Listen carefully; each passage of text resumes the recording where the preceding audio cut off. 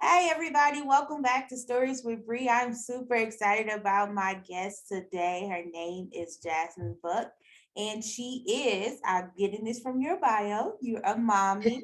You have a Master's of Arts in Secondary Education. You're an English teacher, woman after my own heart, and also a blogger. And so if you have anything else you want to add to that, feel free to do so now. I mean, that pretty much sums it up. I tried to push all of that in that little bio, like Right. so people know who I was. Right, exactly. Because look, Instagram don't give you enough space to do nothing. They don't. I'd be like, oh, I want to put in the emojis, and they'd be like, nope, no, no, no. So Just man, have I'm girl. Listen, I've been following you since, well, almost since the beginning. I really since I got back on. I guess since I got on Bookstagram, I'm super excited. Can I say that I didn't even know for real, that Bookstagram was a thing, like a real thing, until I reorged that page and I was like, wait, it's a whole world of people out here. yeah, And I just appreciate it because it's like, oh, Jazz, and is it okay to call you Jazz? Do you go by Jazz? yeah, that's fine. Right. And so I was like, Jazz is like, she's so cool. She's liking my stuff. She hyping me up. I was like, thank you so much. I was so happy to just I was like, oh, I like this. I like these people over here. They're so hmm nice. And so I feel like that's kind of how we met. We met on Instagram. I feel like that's the world we live in now. hmm I think we'll talk about that a little bit as we talk briefly about The Awkward Black Girl by Issa Rae, because she talks about growing up in the digital age and how literally she was making connections and things in that space. And I thought about that a lot too. I was like, yeah, I grew up with the internet. This is what I know. This is a part of my life. And so to get us started, I like to do icebreakers with my guests just so Icebreaker. be comfortable. Yes. And so if you can remember, what's your favorite childhood book? Ooh, that's a toughie. So I read so many. Um, I will say, I won't say book, but I'll say like Beverly Clearly. I read everything. I feel like the library at my school had all her books, and I was just like constantly getting them, and I would get them so much that I would be like, I think I read this one before. And I would get like a chapter and be like, I think I read this one before. But I love Beverly Clearly books, Ramona and Beezus. That's the only one I can think of right now, the top of my head. But everything she wrote, I was reading it. So I'm aware of Beverly Clearly, but I feel like I don't remember ever like reading any of her books. But I'm very much so aware of being there, seeing it in the library. But I don't know. I just don't remember actually reading any of the books. Now, everybody had a niche. Some people were Junie B. Jones, and I never got into Junie B. Jones, but some people it was like the Treehouse Mysteries. So I feel like everybody had a series that they like stuck with, and she was just mine. Probably because her books were a little more old fashioned. Because you open up a book and you smell it, and you be like, yeah, this old. yes, absolutely. And I know a lot of people, well, most book lovers love the smell of an old book, but a lot of people like hmm old books. You smelling old books? Yes, they Right. smell wonderful. Yes, they do. You just smell the history, like Exactly. yes. So I guess my next question for you is, do you have a library card? And if so, how many? See, when I saw that question, I was like, I only have one. I Oh, didn't know you could have multiple, but I've seen somebody who was like, I had one, and maybe it probably was you who like you have one in like every state or not every state, but like you have a few in your state and maybe even a couple in another state. Wherever you go visit, you grab one. And I didn't know you could do that. yes, you actually a lot of library uh apparently I just learned recently that you could probably get even a library card at like NYPL and even in California. I didn't know that. Now that I didn't know. I haven't looked into it to verify that information. But yes, you can have multiple library cards in different like jurisdictions and in different like areas. hmm Oftentimes what it is like they come up with this, they really want people to use the library. And so they come up with this like maybe agreement or deal where they make it say if you live within this proximity of this space, then you can have a library card here. Like for instance, I have 3 cards that I actively use. I have one for DC Public, and I have one in the county that I live in, and then I have one in the next county over. And so because I have of where I live, I can have a library card in all 3 places. And apparently I probably can get one in Maryland. I haven't checked into that either. But I need to slow down on my library cards. But I've you know, You can they never have too many. never have too many, and it's a free resource. It's something that if Hmm. you're in your state, you pay your taxes, and most public libraries are state funded. You need to utilize that free resource. I don't care whatever means you might have or wherever you might think you are. You never know when you'll need the library. So Yeah, and it's so much other stuff. Like people think it's just books.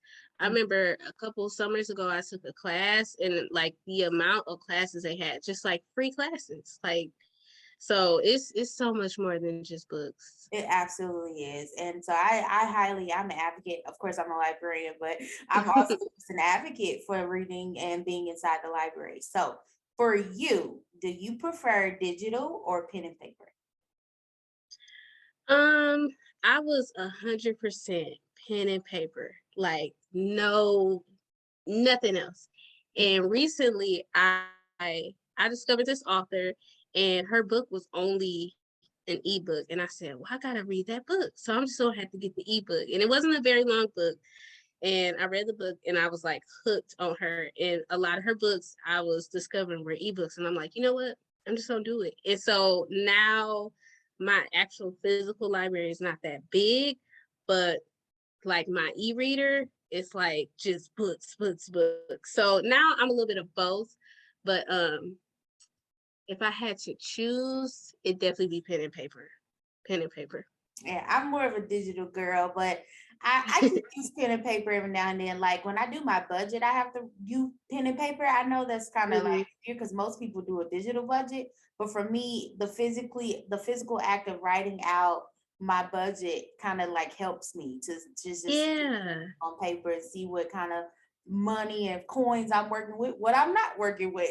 exactly. So yeah, And sometimes I get this urge, I just like have to write something. Like I doodled a lot in high school. I would write poems, songs, and margins of my notebook. And so like I find myself now, because I teach, so a lot of what I'm doing is online now. And I just find myself like, I just gotta write something, even if it's just writing my name. Like I have to put a pen in my hand and write. So yeah. I definitely feel you on that. It's just something cathartic about being able to write every now and then because I get the urge too to just like have to physically pull out a notebook or something like that and just write down my thoughts instead of just staring at my phone or my computer for hours upon hours. It's just like it is Yeah. something that physically just makes me feel good sometimes, and that Yeah. physical release of like I guess endorphins and stress and and whatnot Mhm. and what have you is definitely helpful when I ain't feeling it. So yeah, Yep. I And get. we need anything that makes us feel good right now. We need it. Like, Oh my goodness. Oh my goodness. Girl, you have no idea. Absolutely. So I know Beverly clearly was your favorite childhood Arthur. Who's your favorite Arthur or writer now as an adult? mm, I would say Jacqueline Woodson. Like Okay. anything she writes, it's an automatic pickup. Automatic pickup. I read a book of hers when I was a teenager, and I didn't know it was like her at the time. Like, like, oh, I read this. I just read books, and I don't pay too much attention to the authors and stuff. But I read the book, and like once I got older and started getting more into her adult books, I was like, I read this book before, and I was like, I knew I liked her for a reason. So she's definitely my go-to author. I'm just waiting for her to put something out. Last thing she wrote, I immediately snatched it up from the library, read it, and I'm like, I'm just waiting. Anything you put out, I'm reading. So Yeah, a lot of that's my top. Jacqueline. Yeah, I agree. A lot of Jacqueline is on my TBR. Like she was one Hmm. of the poet, I believe she was the poet laureate or some or whatnot of at the Library of Congress. And don't quote me on but she did something for the Library of Congress.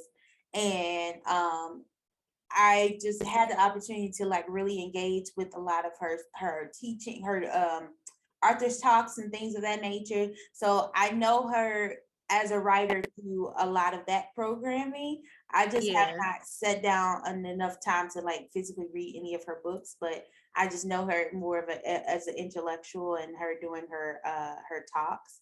And so that has been very Maybe I need to cross on that side because I yeah. don't know anything she does outside of her books. But like I said, anything she writes is amazing, so I can get into that. She has some great conversations out there. Most of the conversations do center around her books, but they're really good. Like, and she has a lot Yeah. of good content out there. I think a lot of it's on YouTube. So if you ever get an opportunity to go in to dive into that, it might make you love her more. Just Yeah. seeing her conversation. Yeah. Okay, so you can still hear me, okay, right? Everything. Hmm. Okay, good, good, good, good, good. So I wanted to ask you, because like I said, you have a book, this Bookstagram, and it's a really cool place.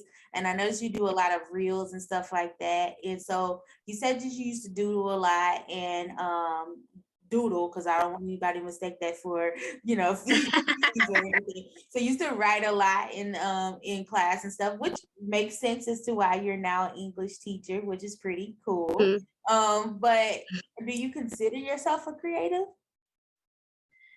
Um, I want to say I do. I feel like it might just be me, but I know a lot of us, like, if we not popping, we just out here, we just posting stuff. And I'm like, no, we content creators, we just like everybody else. We just ain't got the millions of followers yet, or we ain't got the endorsements yet. Mhm. But yeah, I would definitely consider myself a creative. Aside from reading, I do write. My first degree is in writing, so like that's really my heart right there. Um, but I would definitely be like, I'm a creative, and I'm coming more into it, especially as like starting the Bookstagram, because that's my social media right now. I don't go on nothing else. Well, I do go on TikTok to make the reels, but like I'm like, yeah, this is it now. Like this is not necessarily the goal, but like this is the path I'm on. I'm definitely a creative, so I Okay, wear that hat proudly. awesome. I'm glad you consider yourself a creative because I feel like your Bookstagram is very much so, especially your reels. I'm like, this is hilarious. and some of the stuff that you pick to do like your TikToks and your reels on, I wouldn't even like think to pick those particular like voice bits or whatever. And I'm just like, yeah, this is genius in its own way. So Oh, it's thank definitely you. entertaining. That's good. It's good because I'll be like making them like, maybe somebody will love this, maybe they'll like it. But if not, I have fun making it. So that's all that matters for Exactly. now. Exactly. That's all that really matters. As long as you enjoy what you're doing. And I feel like because you do enjoy doing it, that's why all of us like really enjoy engaging with your Yeah. content because it's fun. I'm telling you, it really is. So do you remember and a lot I don't blame you if you don't, but do you remember the time when you or the time period or in your life when you felt like you really began to fall in love with books? Ooh. I I don't know if I could pinpoint an exact time, but I remember even like reading and like looking at books in like kindergarten. You had those books that like the title of the book was like one word. It was like cat, and then you open it up and it'd be like hat. That like I remember reading those in like K4, but as long as I can remember, like reading was always like my thing. It probably sticks out more in middle school Mhm. because I feel like at a certain point in middle school, we got like an actual library, like we taking trips down there. And it was like, then I was like, whoa, I can get whatever I want and like bring it back and get something else. Um, but yeah, I would definitely say like middle school is when it started to like hit for me where I'm like, all I'm doing is like reading books, reading books. Or no, I wouldn't even say middle school, a little bit before that, like third, fourth grade. That's when we got our library. That's when it was like, yeah, this is my thing. I love it. Yeah, and I agree. You know what? And I had another guest, and it was Dr. Pam, and she mentioned how she, like she never really remembered when she even began to read, and I was like, that's so true. All I remember is that I've always been surrounded by literature. I've always been around books. Books have always been like a safe space, a comfort for me. Libraries have always been a place where I just find my home in.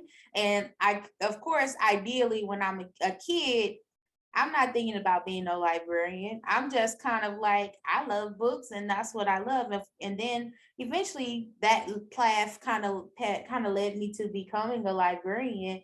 And of course, being a librarian is more than just reading books, but it opened up a world for me that I was just like, oh, this is nice. This is cool. Because like Yeah. I said, I've always felt comfortable in that space. And I was an English major actually in undergrad. I was an Mm. English major.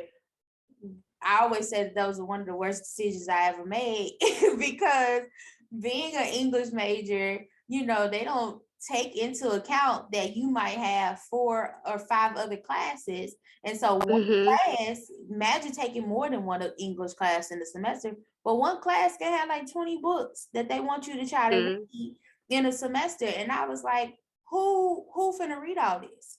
Because it ain't finna be me. And so a Right. lot of my reading came from Spark Notes. Listen, I made it.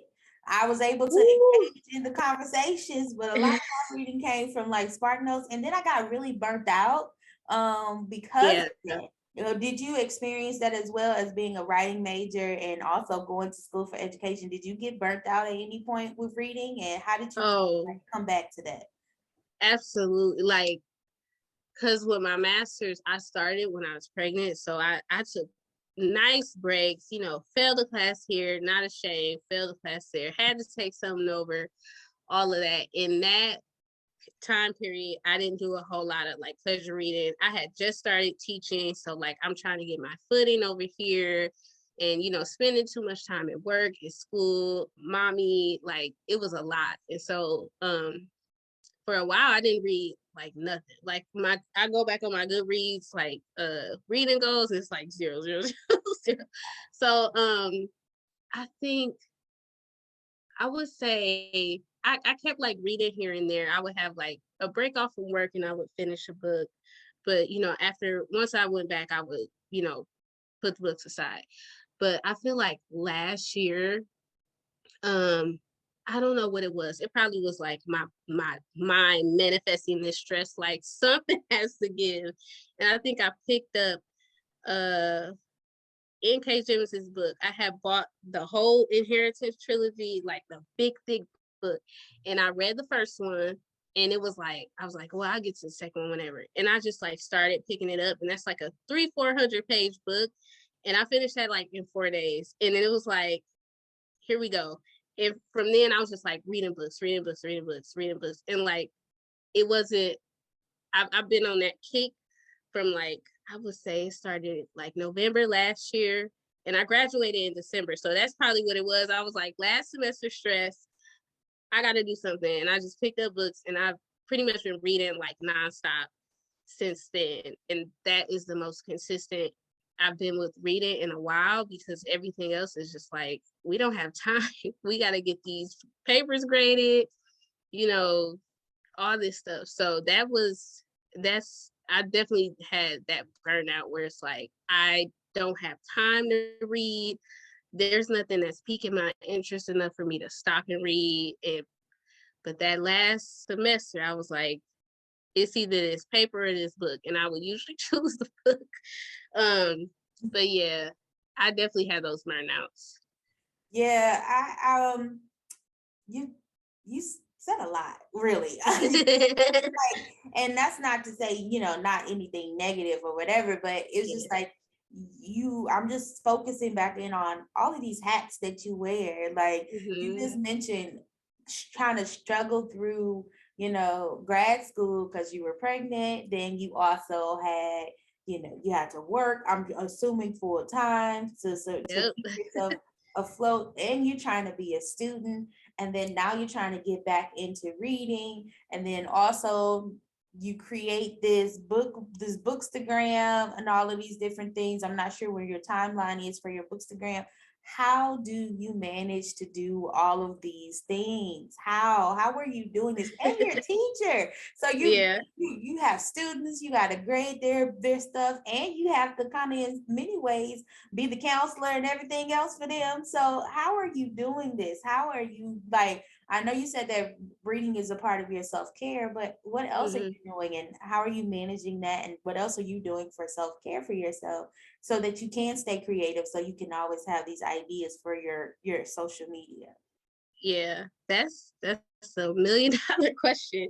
A lot of times I don't even know. I pull in. I know for me, it's something always has to like lack, and it's a matter of deciding what's gonna lack.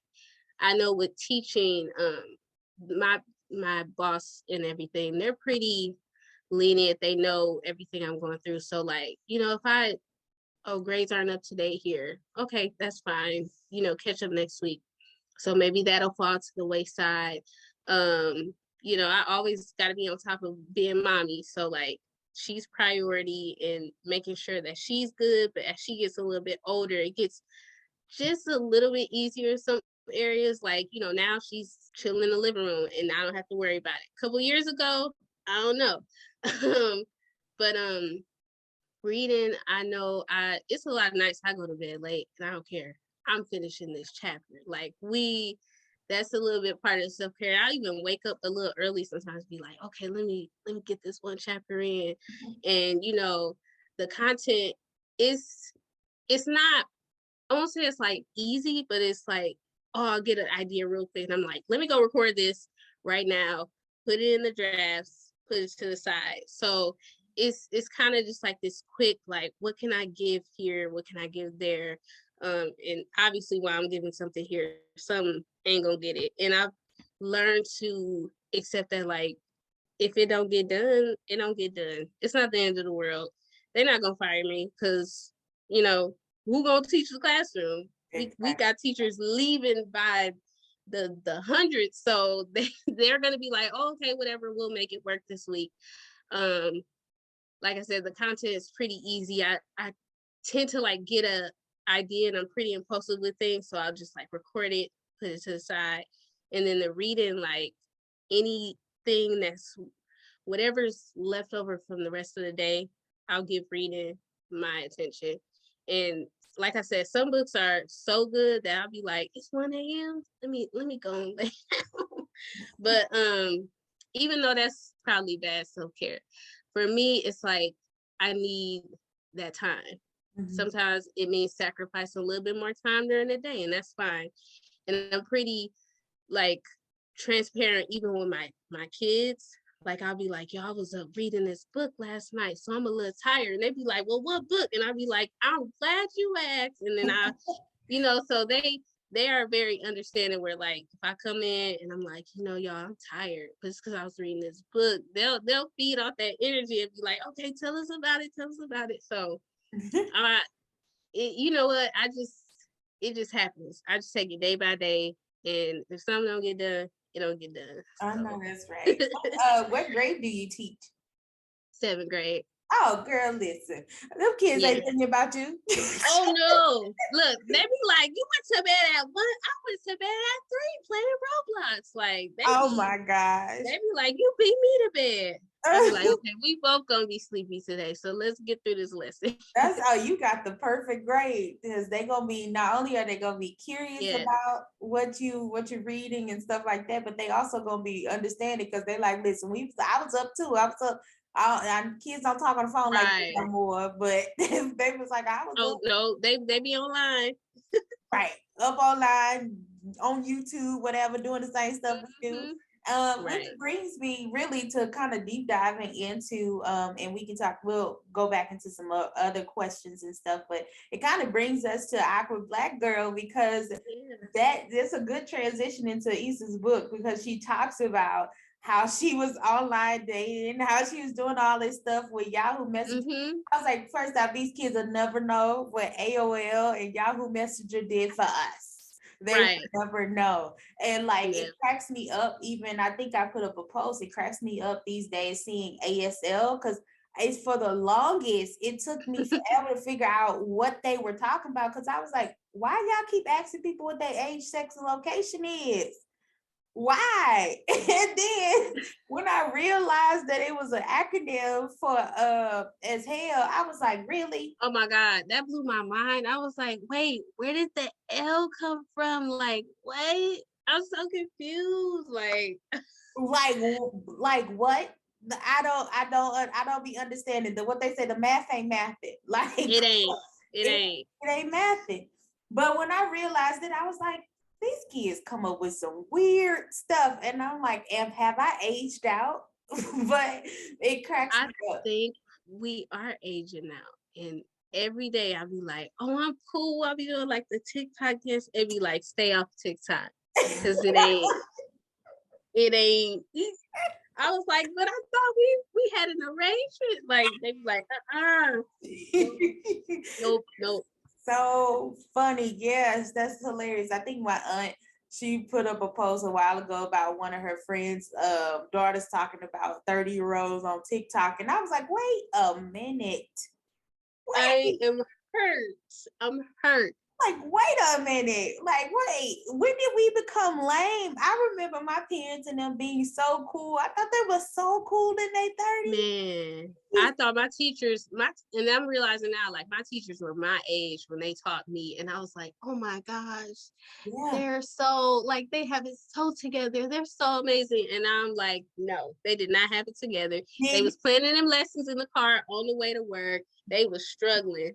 They bamboozled and hoodwinked us and made us think that adulting was fun. And look, we out here Man, looking I try crazy. to tell my kids, I'm like, please listen to me because I know it is not easy out here. It is not easy out here. These decisions y'all making now, you whatever is small little consequences when you adult, everything you do has a consequence. And every consequence is difficult. Like you're gonna have to deal with it. So enjoy it now. And Yeah. they just like, okay, all right now. In one ear and out the other. Okay. Some of y'all hear me, but some of y'all gonna be back. That's all right. I'm gonna be here and I'm gonna be like, I told you. I told you. So what did you like? And so first off, Issa, I kind of was made aware of Issa. I don't even know. It was just randomly how I came across Issa Rae. I actually never really watched the web series, The Misadventures of Awkward Black Girl. I maybe will watch it one day. But Issa Rae came to me through maybe another influencer, and they were talking about her, and I was like, "Who's Issa Rae?" And then, of course, all of this stuff starts popping up with the shows like Insecure and all of these different things. And then I think I randomly, like last year, 2 years ago, was like, wait, she got a book? And I went and I started reading the book, and I was like, oh, this book is about her life. I thought it was very interesting how she grew up, and she was talking about, being singleese. I think that's how you say it. If that's not how I said it, sorry y'all. That's not how I said it, but and how she, grew up there for a significant chunk of her life, and then she moved to LA, and then I think she said they stayed in Maryland for a brief stint for a while. And so Yeah. it was just like I connected with her because of that nomadacy of having to move from place to place to place. I kind of connected with that because that was also my life. But I ain't never come from no other country. I've been always in the United States of America. I just moved around a lot, and I feel like that's kind of like the plight of a lot of of Black people, where we have to move a lot oftentimes because of maybe financial struggle or whatever the case may be.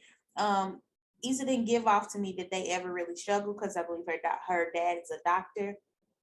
And then even with Yeah. her talking about the people mispronouncing her last name and stuff like that, that was funny. It was a hilarious book. But what did you find like super compelling about the book? What even drawed you to want to read the book because I saw your post that you made about the Adventures of a Black Teacher. I thought was perfect. It was, I was like, Thank you. it was perfect, and it matched so well. But what about the book? What did you find like the most compelling, and what did you like about it? What did you think that, she could have probably elaborated on or did a little bit better? Let's talk to me about that. What did you think? I liked it.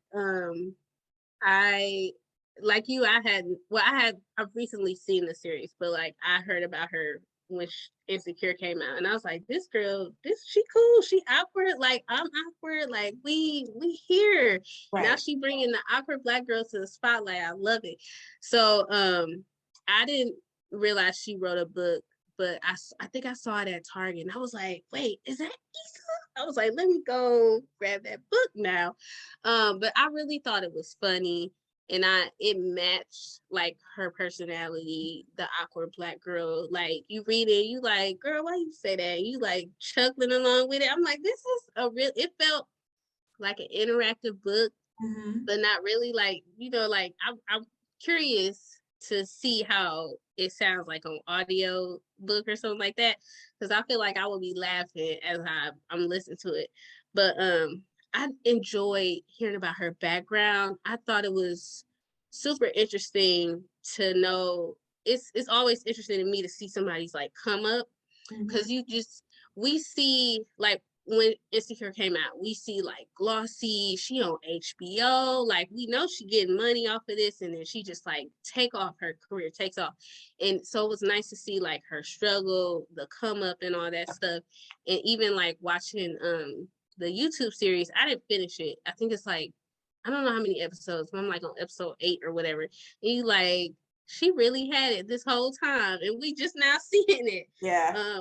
I like to see that come up, because we get so used to seeing people like pop out, and we don't realize that they've been grinding for years. And like when she got her stuff stolen, I was like, oh, that would have took me out. I would have been like, you know what, just put me in a cubicle, I'm done. Clearly you don't want this from me, Lord. But she was like, no, I'm gonna keep going. And look at her now, she everywhere. Yeah, that definitely was inspirational because that was tough. And I've been in some awkward situations, and honestly, like you said, the awkward Black girl, I didn't even know I was like, I knew that I was like, I like to say unique, and that's all, you grew up in church, that's what they tell you, you're unique, you're fearfully and wonderfully made, that's scripture or whatever. But it's like I have always kind of felt like I was a little bit of an outlier as well. Like I didn't quite fit into anyone's space, but I was cool with all of the spaces. Like I was cool with the cool kids, I was cool with the nerds, I was cool with the gangsters, whatever you want to say. Right. Like I was kind of cool with everybody, but I've always kind of felt like a little bit of an outsider, even though and I've always kind of like got my energy from within. And so then when I read Issa's book, I was like, oh, like you said, I'm not alone. There were other people in this world that kind of like felt like me and looked like me. And then I thought about the fact that our age, like Issa's not that much older than I am. And I was just like, oh, okay. Well, yeah, we're in another world, we could have been friends. Yeah, in another world, right. We could have been friends. And you're right, like when all of those hardships were happening to her, even with like relationship things, constant with the whole thievery situation, I was just like, ooh, child, it'd be rough out here trying to get a dream made and get it done. So I agree with that. Like it is tough. Like people they often just see the highlight reels and the after effects. So I appreciate the fact that her book kind of like honed in on what was going on prior to the Issa Rae that we now know and love. Like this is who I was. I struggled. I had hardship. My parents went through divorce. I had to struggle going through that, and I had to deal with those feelings surrounding that.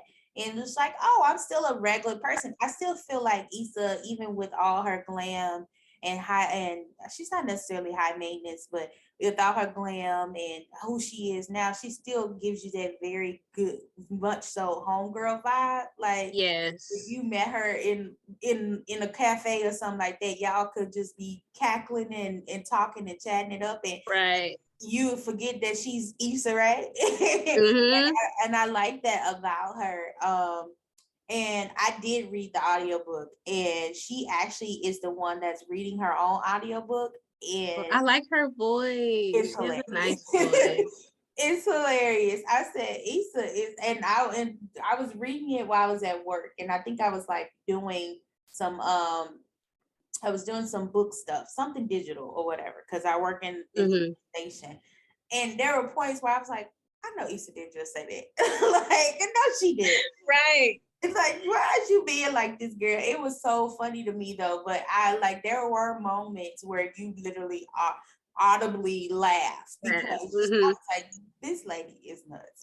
But at the same time, this is so good. I definitely am going to go back and kind of like watch her series because I do Mm-hmm. want to see, like, I want to see where she started, because I see the big dollar, the $1 million budgets, but I want to see what she did with just with a phone camera or whatever it was that she was using to make this YouTube series. And then I like the fact that Issa, in her everyday life, even now, she makes room and makes space Mm-hmm. for her people. And I Yes. think that's Yes. the big That's thing you that don't do that enough. yes, that's the biggest thing I love about her. Like she makes space for her people. So for would you read it again? I tried to. I don't. For me, I feel like the book is not. But I will caveat that with saying that I'm not someone who reads books more than once. I'm not. It's very few books that I have read more than once in my lifetime. So I'll caveat with saying that I started to, I was going to read the book a second time, but then I was like, I don't think I want to read this again or listen to it Yeah. again. So for you, did you feel that way? Do you think that it's a twice read, or did you just think that it was something that, I read it, it was good, but we can Yeah. move on? Yeah, I'm like you. I could count on one hand how many books I've read more than once. So I don't think I would read it again. Just because I got what I needed. Right, exactly. It's just like I was like, Mm-hmm. it's like I mean, it's a quick read. Mhm. If I had to choose, between something else in her book, I would, because I breeze through it pretty easily. But Mhm. yeah, one and done. Yeah, I literally have, like, when I say that I could count, and I might make a reel about it or whatever, but I can count on one hand the amount of books that I've actually ever read more than once. And if for some reason I kind of have like a bibliophile or catalog in my head, because like if you Hmm. mention a book, if I read it, I can recall things from the Right. book and be like, oh yeah, blah blah blah blah. So it's like I don't forget the books that I Hmm. read. Now I will say that since I've been reading a little bit more audiobooks, sometimes it's harder for me to recall information versus when Mm. I used to physically read a lot of books. So it is kind of harder for me to recall information but I read a lot more audiobooks and some ebooks because of me being a working professional. So I don't have time Right. to It's just so much sit around. easier. Yes, to sit around Hmm. and such. So what about you? Are you more of a ebook audio reader, or do you still have time to like do physical books? Um, well, like I said, I recently got an e-reader, so I've read more ebooks in the past couple months than I've have like ever. So, Mhm. but I was always like, I need a physical book, and I had this coworker. I follow her on Goodreads, and I'm like, girl, how are you reading all of these books? And I'm like, we work the same hours, like how? And her commute was long, and she said she would listen to audiobooks on the way to work and on the way home with her commute. And I'm like, oh, but audiobooks, I'm listening to Will right now, which I think is worth it. I think anybody should listen to him read his book, because he's at like storytelling. You feel like you're sitting in front of him and he's just like talking.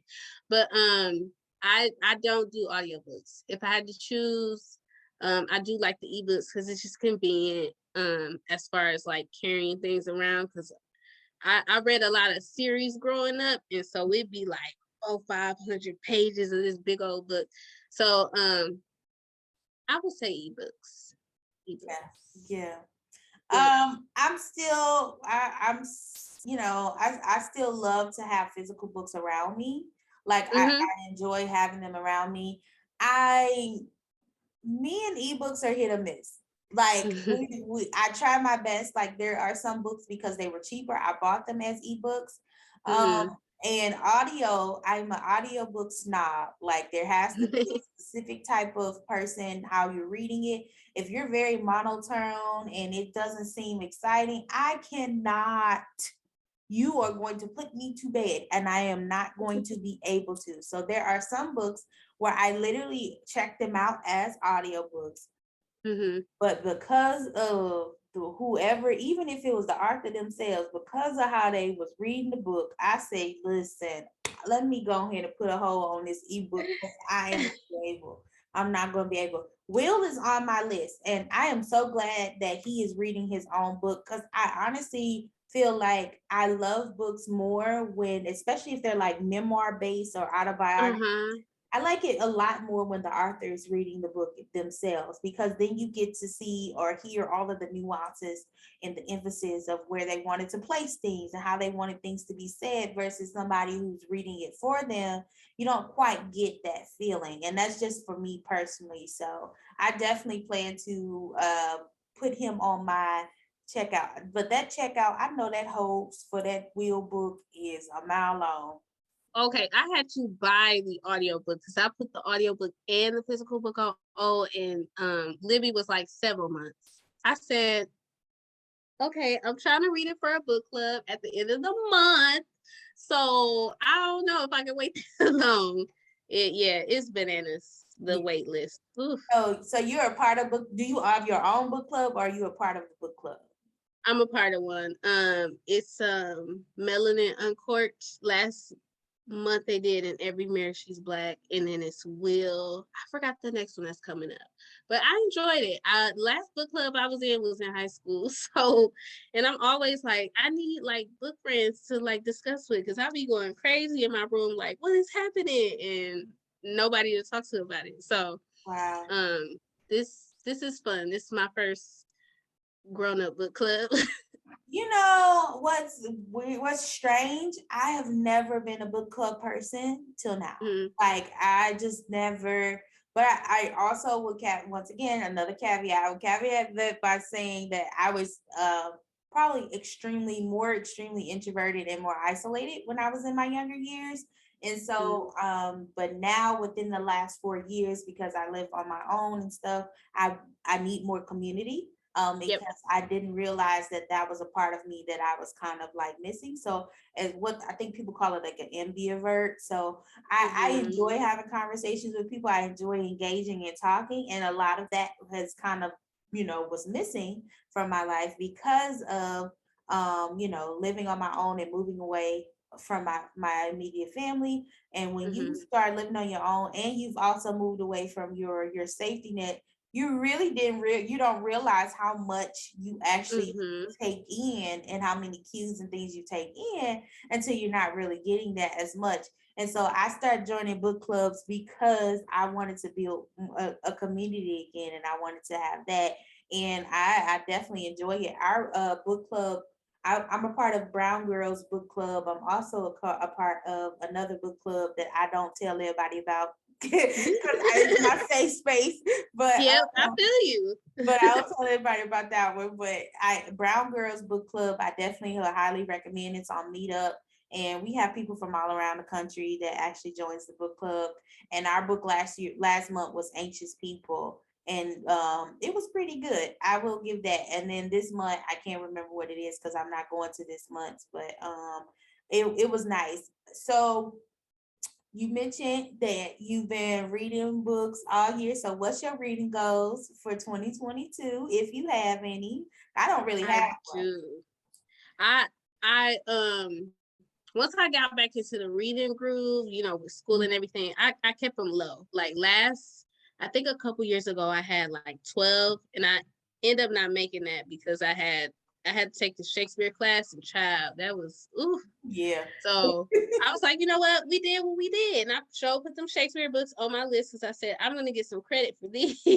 But the last year I had 15 and I ended up reading 18 books. So I was like, okay, let's bump it up. So this year I got 20, but Goodreads is like, you like 12 books ahead. But I also have been reading, you know, a lot of those shorter books, like the authors on like Kindle, you know, they books be like 50 pages. I'm like, I can finish that in a couple hours. Right. So I think I'm gonna expand it maybe to 30 or 40, depending on how much. Yeah.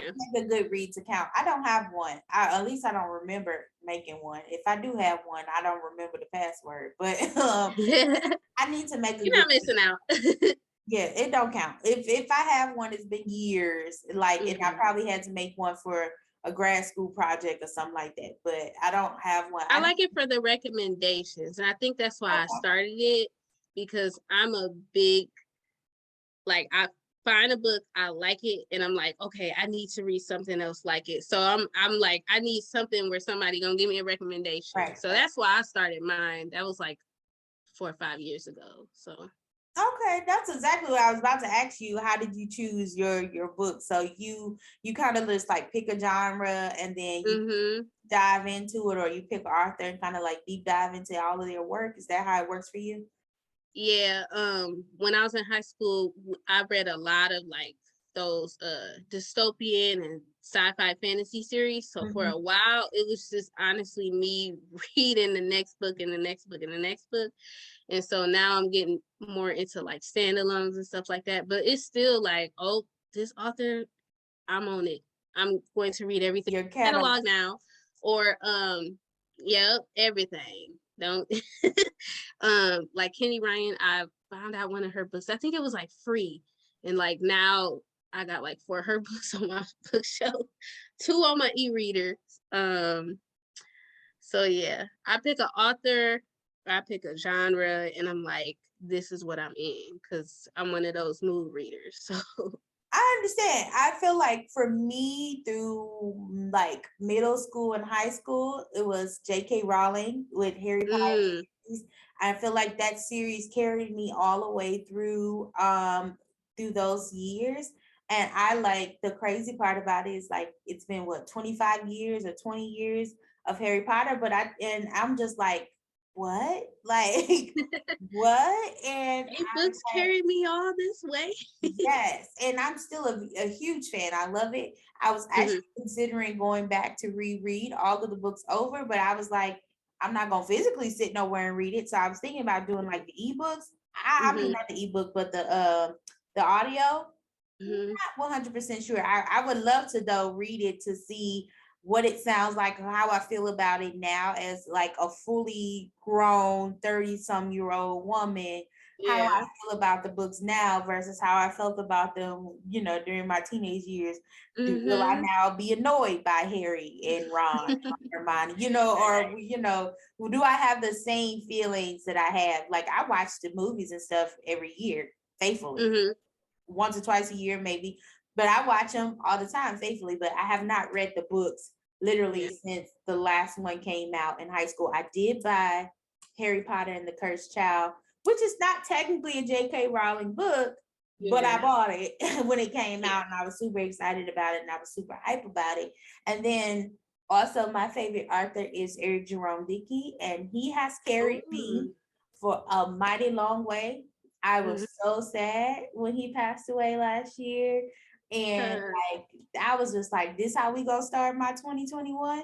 And and from there it kind of just went it was a little rough for the rest of the year because it was just other things back to back. But I did purchase recently his last book that he wrote, and then I was just so sad. I was sad because my favorite author did pass away, but I was also sad because it's like, wait, I no longer get any more in his books. Yep. right, and I no longer get any more Gideon books. No more Contract Killer. What? I need to see this through to the end. You left me on a cliffhanger. I need to see the ending of this. I wonder if somebody would like try to finish it for him. Yeah, I'm not sure. If they're even somebody like capable enough, you know, to like match his writing style or.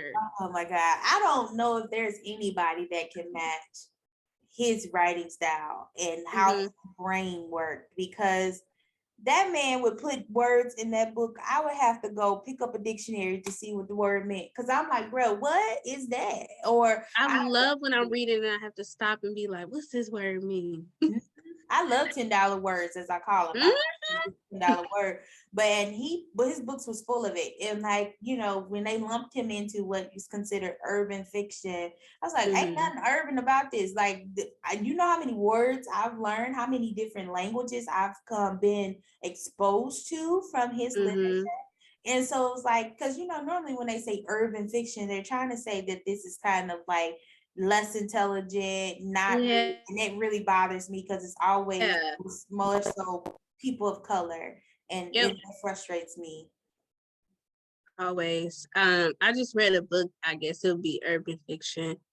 And I've never read a whole lot of urban fiction. So like I'm like, I need to get into this. Cause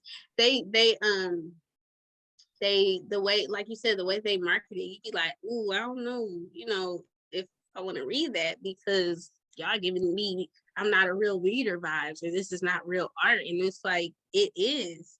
Like these people are writing just like you are. And I haven't written a book, but I can't imagine the process that goes into it, It's a lot of work. editing and all that stuff. Like yeah, I saw that. I saw your reel. I was like, is that her book? I said, let me go and get that now. But congratulations. That's exciting. Anybody who wrote a book, I salute you, because I be trying to write these little short stories and I be like, I can't, I'm done. I gotta put this to the side because I'm already beating myself up about it. Like, Oh my. um, yes, like I don't like that they knock people. Now I know it is that one guy who's making them crazy titles and them crazy covers, like you do Yeah. it so much. But other than that, like you read these books and you like this is real. It's Mhm. truth and fiction anyway. So this is somebody's life. So the fact that you kind of putting it down, we don't do that over here.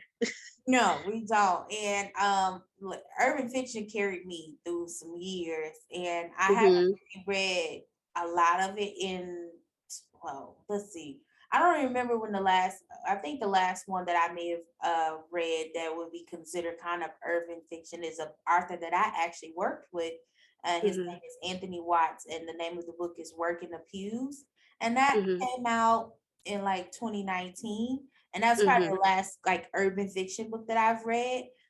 Everything else has been considered more canonical, mainstream, big, Mm-hmm. still black for the most part, black Mm-hmm. authors, but more of like general read and stuff like that. They wouldn't lump it into urban fiction. And so, and I also been reading a lot of like self-help and memoirs. There was a whole year where I literally only listened to and read people's autobiographies and memoirs and like self-help books. I don't know why. I think it was just research for my own book, maybe. Yeah. But it was like for a whole year, I read nothing but that. And I was just like, okay, okay. I was like, okay, this is where we are. But I learned so Yeah. much in that time. And so I definitely, if you ever want to write a book, I definitely do believe, and I'm with you, that it does take time, but Mm-hmm. it's worth it. Like, it is gratifying and it is fulfilling to know that you have something that's out in the world that people can read, that they can purchase. Now, if you go, of course, the independent route, it is going to be a little bit of a grind, but it's going to be very much so fulfilling and satisfying to say, oh, this is mine. I created this. I'm an artist. Mm-hmm. I'm actually in the process of working on my second book, and child, pray for. Yeah. That's all I'm gonna say. Pray for your girl, okay? Look, I got you, because that is not one book, but two. Wow. Yes. I'm writing a second book, and it's gonna be interesting because I feel like I guess I do better, or my writing goes well when I'm writing about myself and writing about my life. And Mm-hmm. this one's gonna be a little bit. It's gonna be the first one it was a little tough read, for a lot of people, but This one gonna be a Mhm. little bit of a step up because it's gonna be tough for me. That one was kind of a little Yeah. right, but it was talking about more of like things that I was removed from. This Mhm. second book is gonna be talking about things that are kind of like still present in my Mhm. life. So it's gonna be like, I don't know if I want to. I don't want to talk about that. I don't want to Sound talk like it's gonna be a nice healing journey for you, and for somebody else too. about. I They hope gonna so. read and they gonna be like, I related. I get it. Yeah, I hope so. So as we wrap it up, I just want to say thank you so much for having this conversation with me. It was so fun. Please tell the people where they can find you, where they can follow you, and where they can get your stuff at, where they can read you and boost your numbers, all of it. Please promote yourself. Okay, so my bookstagram is at Jazz Reads 24. I got a underscore in there somewhere where that Jazz. Jazz underscore Reads Yeah. 24. My blog is called Jasmine Writes. It's on WordPress. If you ever, I post book reviews, random stuff. It's just my journal basically. So follow me on there, like, comment, all of that. But yeah, thanks for having me. This is so much fun. I like this. No, I definitely have to have you on again. We'll do something maybe later on this year. We'll discuss it. We'll talk about it. But this is definitely fun. And thank you, everybody. As always, thank you for watching, and I appreciate you all being here. I will see you next week. Have a good weekend.